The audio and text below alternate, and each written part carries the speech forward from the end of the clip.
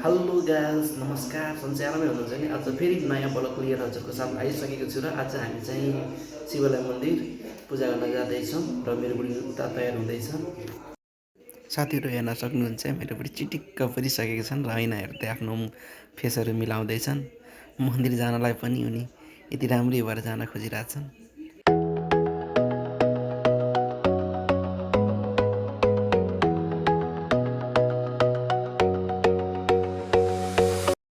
Finally guys अहिले मेरो बुढी तयार भएर बाहिर निस्किसकेका छन् र अब हामी मन्दिर जान हिँड्न आँटेको र उनको थोरै सिनेमेटिक भिडियो लिन्छु मैले।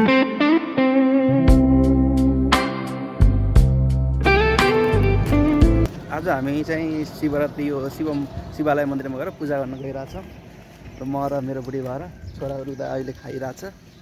मन्दिर नजिकै छ। आज फेरि बेसरी कुहिरो लगाइरहेछ हेर्नुहोस्।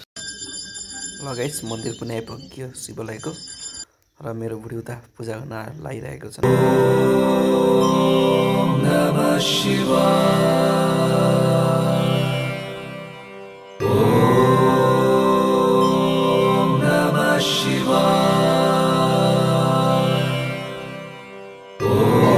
यता फेरि प्रसादको लागि भनेर हामीले यता रोटी बनाउँदैछन् सबैजनाले।